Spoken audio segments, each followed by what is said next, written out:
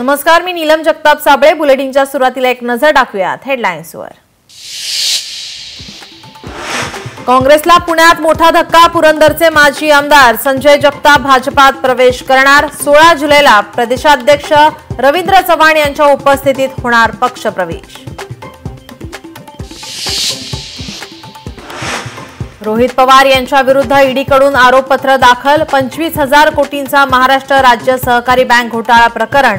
मर्जीतल्या लोकांना नियमबाह्य पद्धतीने कारखाने विकल्याचा आरोप. मुख्यमंत्री फडणवीस आज नवी मुंबई विमानतळाची करणार पाहणी. दुपारी 12 वाजता पाहणी दौरा. लोणावळा पुणे येथील मिसिंग लिंक रस्त्याचाही घेणार आढावा. आमदार निवासातील कॅन्टीन कर्मचाऱ्याला मारहाण प्रकरणी आमदार संजय गायकवाडांविरोधात गुन्हा दाखल. गायकवाडांसह आणखी एकावर अदखलपात्र गुन्हा.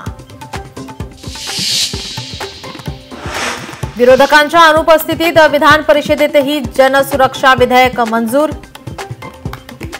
ठाकरेंच्या शिवसेनेसह मवियातील घटक पक्षांचा विरोध. राज्यपालांची भेट घेऊन नोंदवणार निषेध.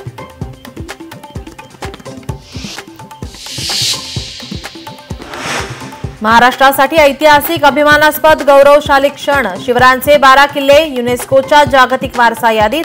रायगड, राजगड, प्रतापगड, पन्हाळा, शिवनेरीसह तामिळनाडूतल्या जिंजी किल्ल्याचा समावेश. रायगडच्या किनाऱ्यांवर हजारो अनधिकृत बोटी. पोलिसांच्या सर्च ऑपरेशनमध्ये धक्कादायक बाब उघड. कोर्लई संशयित बोट प्रकरणामुळे बाब उघड. पुण्यात कोयता गँगची पुन्हा दहशत. 7 ते 8 जणांच्या टोळक्याकडून एका तरुणावर तलवारी, कोयत्याने वार. हल्ला झालेला तरुण ठाकरेंच्या शिवसेनेच्या पदाधिकाऱ्याचा भाऊ असल्याची माहिती. सावंतवाडी प्रिया चव्हाण विवाहितेच्या आत्महत्या प्रकरणी संशयित आरोपीला 15 जुलैपर्यंत अटकपूर्व जामीन. पुढील सुनावणी 15 जुलैला.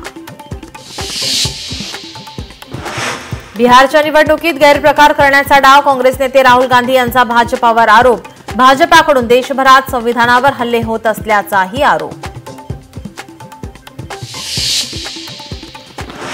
इटलीची टीम इतिहासात पहिल्यांदाच T20 वर्ल्ड कप 2026 साठी पात्र.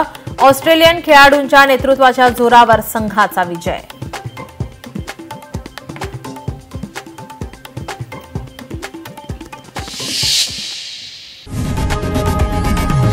लोकशाही मराठी ऐका, पहा, जागरूक रहा.